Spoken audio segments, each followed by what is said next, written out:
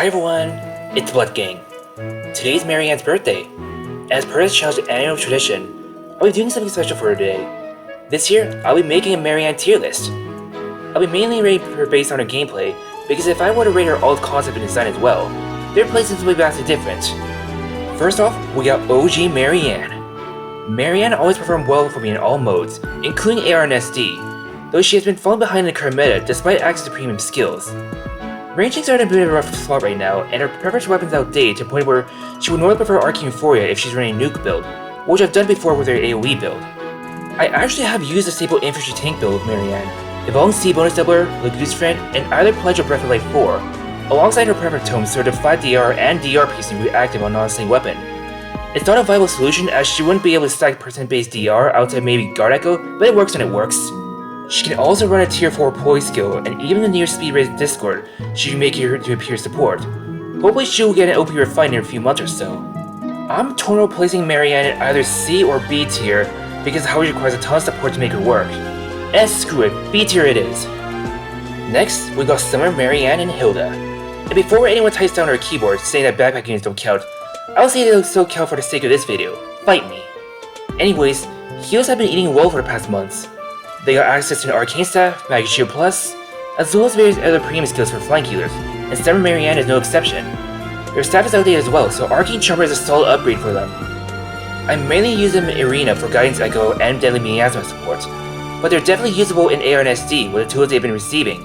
I even recall a time when their dual skill that inflicts isolation came clutch for me in SD. Their refining still has a way to go, like around late 2026 or so. I'm honestly not so great at keeping track of refining, so correct me if I'm wrong. Regardless, I'll place her in A tier for still retaining useful flare utility and good combat with the right skills. Then we got Brave Marianne. Fun fact, I'm a day 1 player, but Brave Marianne kickstarted my channel when a few of my friends who watch my AR replays on Discord suggested I just share them on YouTube if I'm so dedicated to her, and that's what I did. I'm still doing it despite having less time in my hands than before. Prior to her refine, most players underrate her because of how gimmicky she is, as well as recommend that stop being a damaging special. But I'm one of the few exceptions that where I made her work in all modes, including ARD, where Requiem Death isn't as consistent in the hands of AI, though Requiem Death is practically used in SD as all battles are synchronous. Her refine, however, was an absolute godsend, granting effects I wanted the whole time to make her work. Slaying, extra DR, speed-based true damage, half-null DR, and tempo. She can even replace her Requiem Dance and run an AoE build, and she can also run a Lagoose Friend build too.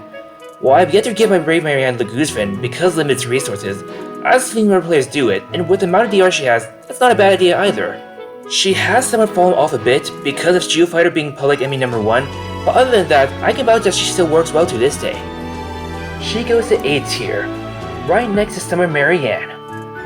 Last but not least is the recent iteration, Rearm Marianne, or Blood King Marianne as I would sometimes call her. She's basically Brave Marianne if it hit the upgrade button twice.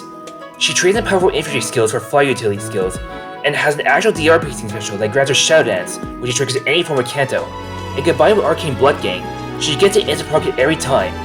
Kvasir may have beaten Rearm Marianne in having a damaging Requiem Dance special first, but I'm not gonna complain because Requiem Prayer is so much easier to activate. She doesn't have to nuke anyone to proc Shadow Dance. She can also use any assist or break down obstacles in AR, so long as she either has the Siggering or Fartrace Echo. That's how versatile she is. Even better, her special is perfect for SD, where she can retreat after using the action and proc Shadow Dance on an ally to catch opponents off guard. And sure, Shield Fighter armors and Cadet Control are really annoying as it is to deal with. But so as long as she's paired with other characters that can help her take out those units, she's still amazing at the end of the day. S tier. And there you have it, my Marianne tier list.